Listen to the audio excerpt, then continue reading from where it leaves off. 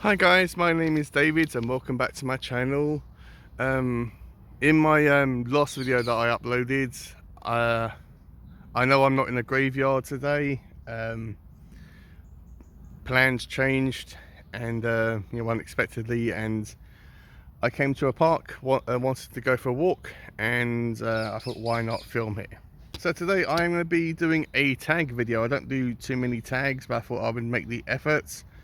This one is called Evolution of the Booktuber tag, and I was tagged by Jim's Books Reading and Stuff, and this was created by Spread Book Joy.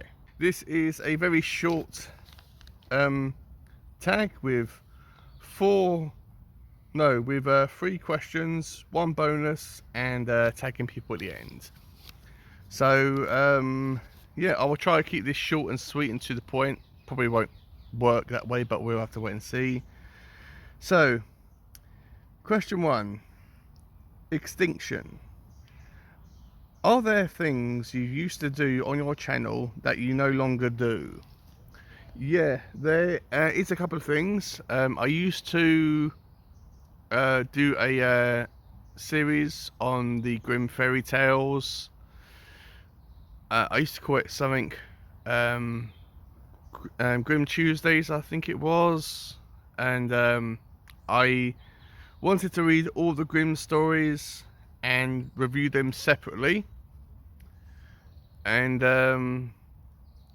it's not that I got bored doing that, it's just that I just stopped doing it, and I haven't done it since. I mean, I want to continue doing that series and it will be coming back next year. Just something I've missed, something that I haven't had time to do recently, but I will be bringing that back, as well as another series that I want to bring back, which is my journey through all the stories by Edgar Allan Poe, as I'm a horror fan, and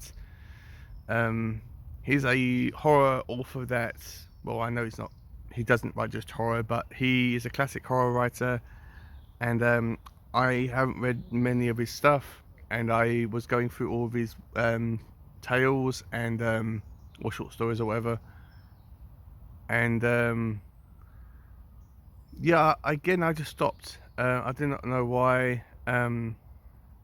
Maybe because the stories I was reading didn't really line up with horror. But I am going to be bringing that series back on my channel next year. I also want to read H.P. Lovecraft and do the same thing for him, but I don't want to focus on 2 major authors and do the same thing for both of them in 1 year. So probably what I'll do is I'll focus on Poe first and then go on to Lovecraft.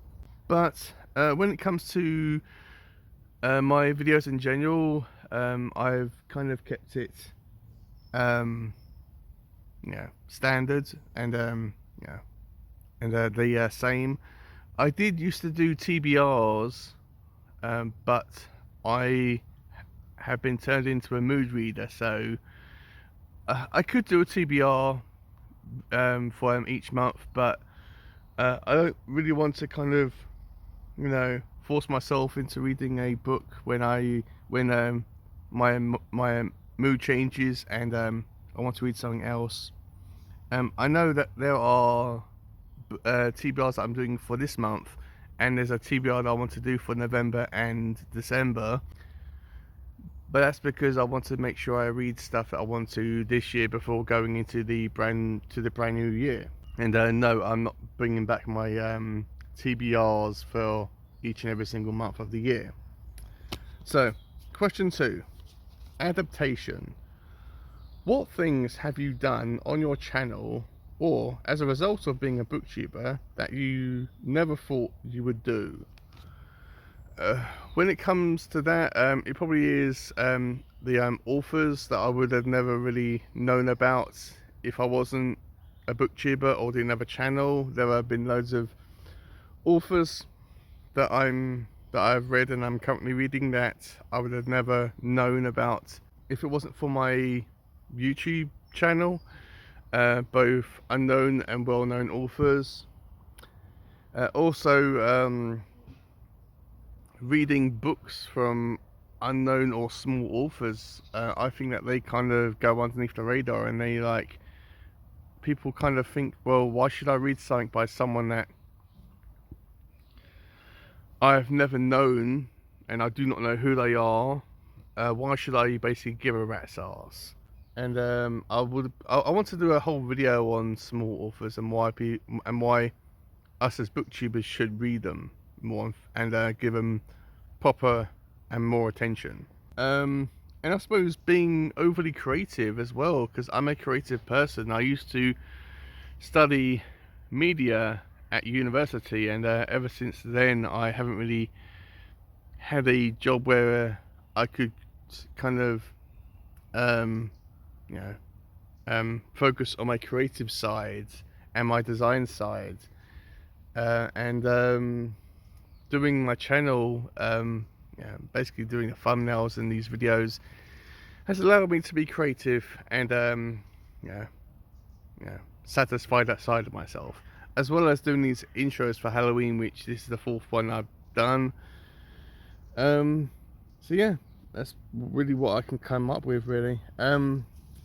3. Evolution. How has Booktube changed you, and what do you aspire to do on your channel in the future?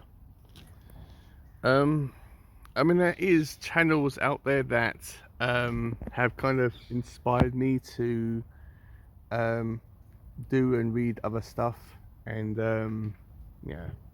there've also been channels which have kind of inspired me to kind of do things that, I mean, if someone's done a video and it's like really creative and it's inspired me to come up with a similar idea, if that is the case, I always give the person the full credit. So when it comes to what I'm going to be doing in the future, I always try to kind of change it up a little bit.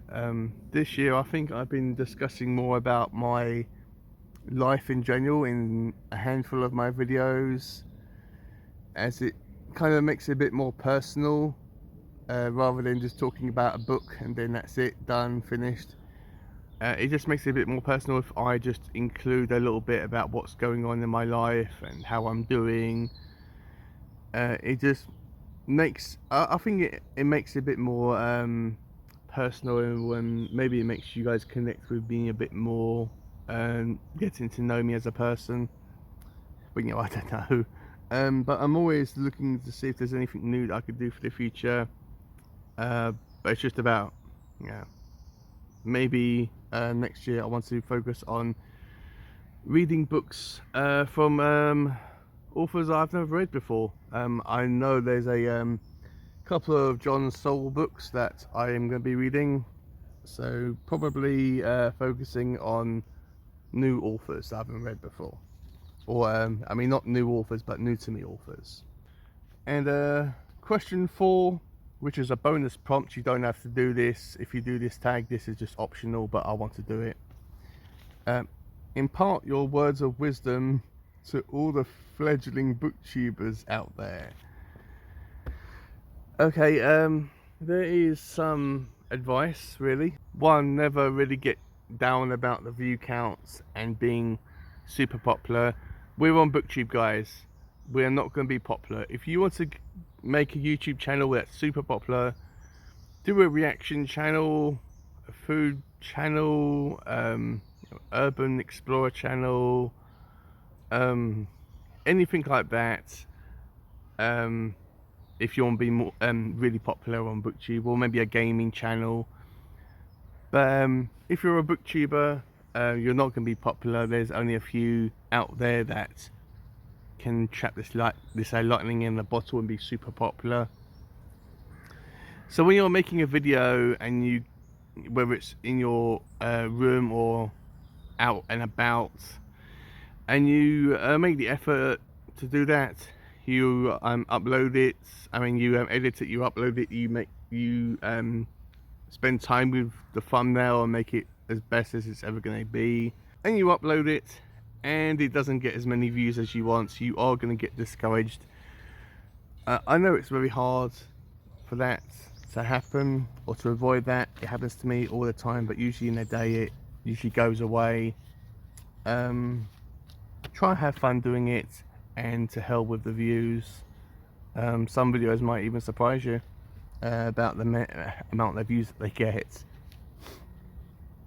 Also as well, never compare yourself to other booktubers, even if you're very similar in in what books you read and in style. You are two completely different people, and you can get inspired by each other, but never really say to yourself, oh well, why is this person getting so many views and I'm doing basically pretty much the same thing and I'm getting very little views. You know, I mean, it's hard, but yeah, just be you and they will be them. And I know some people, when they start a channel or they're thinking about doing a channel, they're like thinking, well, why should I mean, what do I have to bring to the table? You is what you bring. Even if you're like thinking, well, I mean, yeah, I mean, even if your reading is completely niche, like if you like reading a bunch of historical fiction books and you're thinking, well, no one's going to be interested in me talking about fiction books that are in that genre, no one's going to be interested in historical fiction. I mean, for me, I'm always interested in reading different things, and you might inspire people to read outside the genres that they are more comfortable reading. And also that leads me to one of the other points I want to bring up as well, that because I watch a ton of Booktuber newbie tag videos, a ton of them, pretty much every single day if I can. And pretty much all the people in the videos always say that they want to make friends with people that read the same books as them and are interested in the same genres as them. That's all well and good, guys, but always try to kind of read outside of your genre. And I mean, watch YouTube channels that focus on books that you have a slight interest in, but you don't read on a regular basis. Like me, for example, what I just said about historical fiction. If I just watched channels, and if I only subscribed to channels that talked about horror and fantasy, then my reading tastes and my reading experiences rather would be very, very limited, rather than if I watched a channel that talks about, you know, I don't know, about westerns, for example. There is a channel called Faceless Book Reviews. I might have mentioned him from time to time, and he's not a western channel, but that's a big interest of his. And if I didn't watch his videos, I would have never picked up a western book and somewhat enjoyed it. Yeah, that's the thing really, that I mean, just don't be discouraged by clicking off a video saying, oh, they're interested in this genre that I've never read before. Yeah, just keep an open mind, guys, and just, you know, just keep an open mind to all Booktube channels, because as readers we all have different reading tastes and reading preferences. Like some people, as I said, they may some people may be reading horror, but some people may only be reading horror that's recently been recently published, and they don't really read vintage horror. Oh, so there are two squirrels having a fight near me. But some people may be only reading vintage horror, and they don't and they don't read the more up-to-date stuff. So always keep an open mind, guys, about that. And I suppose the last bit of information that I have really is this stigma to that people have about kind of avoiding making a channel is like saying that, oh, I don't have the right equipment. Oh, you don't need to have all these expensive equipment, guys, to actually start a YouTube channel. You don't have to have a expensive camera, you don't, or a a still camera or a video camera. You don't have to have all these expensive lighting equipment or state-of-the-art sound set up. You don't have to have the most advanced editing software in the world. You can just film it on your phone. Everyone has a phone in their pocket now. Everyone, well, pretty much everyone. And when I started, all I used as equipment apart from my phone was I propped up my phone on a couple of shoe boxes which I keep books in. I put the shoe boxes on my bed, put a small pile of books on top of that, propped up my phone on top of that so it was upright, and that's how I film my videos. When I kind of first started up, and then I kind of upgraded to a tripod with a ring light, which isn't that expensive, guys. You can probably get a decent one for about 20 quid. And when it comes to editing softwares, whether it's video editing softwares and or softwares or apps to edit your videos for thumbnails, which I always recommend that you do a thumbnail because it's the first thing that people see when they click on your video. It's going to be something which you are going to have to figure out for yourself, unfortunately. You are going to have to go on to the iStore or the Google Store, whatever one you use, and kind of click on, download a few options and play around with them and see what one best suits you, about what one makes you feel a bit more comfortable and what one you're used to. It's taken me, oh hello Mr. Squirrel. He's finding, what am I doing?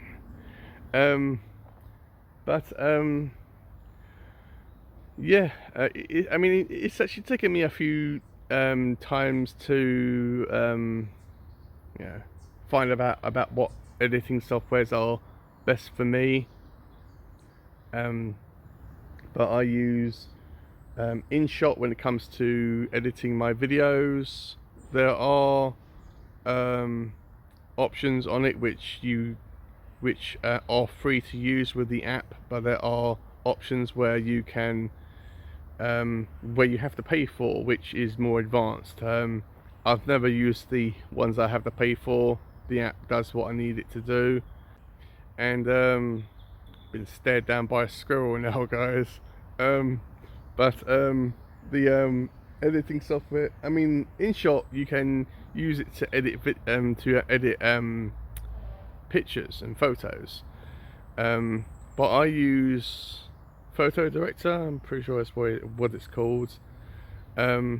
It's just more slightly more advanced for me, and which is entirely a preference thing. And it's just one. They are the two apps which I feel most comfortable using. Hopefully this a little advice. I know it's gone on for way too long. Hopefully it's helped you guys out. And if just long and short of it, guys, if you're thinking about making a Booktube channel, and the long and short of it is just do it. Just don't think about all the things that could go wrong, or whether you or whether anyone will give a rat's arse about watching your stuff. Just bite the bullet. Make a Booktube newbie tag video. They are the best ways to introduce yourself to everyone, and everyone can know what your personality is and what books you read. and then just take it from there. I mean, if it works out, it works out. But if it doesn't, I mean, does it really matter? I mean, you know, as long as you enjoy doing it, that's what matters. I'm being stared down by this squirrel again, guys. But yeah, I have to tag a bunch of people in this video. I don't know who to tag in this video, or who's done this tag, as I'm kind of out of touch with these now. If you want to do it, do it. Oh, bye, Mr. Squirrel. But if you want to do it, do it. And yeah, I will have all the prompts and questions down below. And yeah, yeah. So if you want to do it, all the questions are down below. So thank you for watching, guys, and I better go before I am attacked by this squirrel. So thank you for watching, and I'll see you in my next video.